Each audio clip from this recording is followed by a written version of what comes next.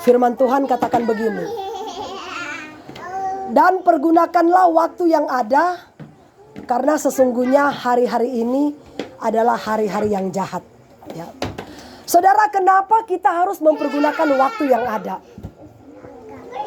Karena waktu ini sangat berharga.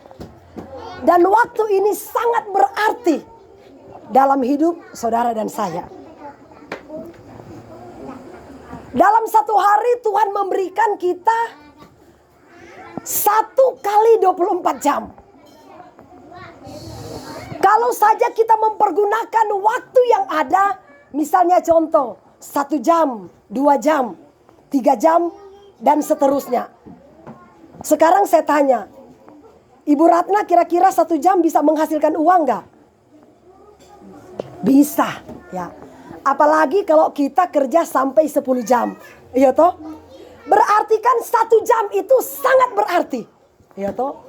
Jadi dalam 1 hari Tuhan memberikan kita waktu 1 kali 24 jam. Ada 24 jam lah dalam sehari.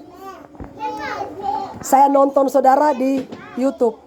Seorang artis, dia beli jam harganya mahal. Ada yang beli harga jam itu 100 juta. Wow, kalau kita 100 juta sudah modal itu ya untuk usaha. Ini cuma beli arloji. Ada juga artis saya lihat nonton beli harga sampai miliaran. Saya bilang luar biasa nih artis-artis ini ya. Saudara, meskipun jam atau arloji yang kita beli harganya mahal, mau dia 100 juta, mau dia miliaran harganya, tetapi tidak bisa. Walaupun arloji itu mahal, dia bisa merubah waktu. Iya toh, tetap waktu yang Tuhan berikan sama kita itu cuma 24 jam. Iya toh, nggak mungkin walaupun dia jam itu harganya miliaran, oh dia mau kasih waktunya sampai 100 jam, nggak mungkin. Ya, yang pasti Tuhan kasih kita cuma 24 jam. Makanya dia katakan pergunakanlah waktu yang ada, karena hari-hari ini adalah hari yang jahat. Ya. Makanya Tuhan menyuruh kita mempergunakan waktu yang ada.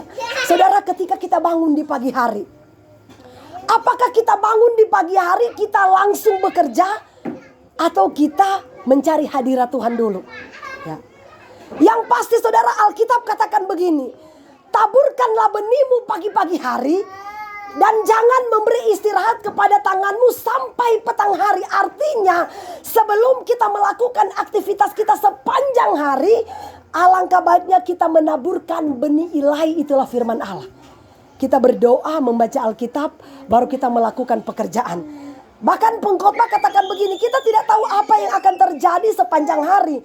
Yang pasti saudara, kalau kita bangun di pagi hari, kita melibatkan Tuhan, kita baca Alkitab, menaburkan benih ilahi, saya percaya apapun yang kita kerjakan sepanjang hari, kalau kita sudah melibatkan Tuhan, maka segala keberhasilan, kesuksesan itu cumalah berasal dari Tuhan. Amin. Karena kita sudah melibatkan Tuhan, apapun yang kita kerjakan pasti Tuhan berkati. Saudara, seorang anak muda, dari dia umur belasan tahun sampai 20 tahun, dia cuma tidur-tiduran, gak mau dia bekerja. Dia tidak tahu waktu itu kita mau pakai atau tidak, dia akan tetap terus berjalan. Iya toh?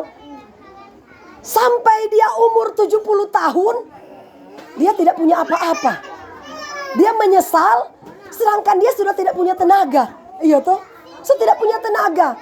Karena waktu yang Tuhan berikan dari masa mudanya dia sia-siakan. Iya toh? Setelah umur sudah 70, sudah 80, gak punya apa-apa, dia menyesal. Aduh, coba dulu saya masih kuat, saya bekerja. Tapi gak bisa lagi. Iya toh? Udah gak bisa lagi bekerja. Karena apa? Dia menyia-nyiakan waktunya.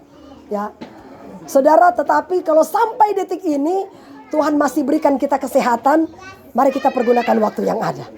Amin.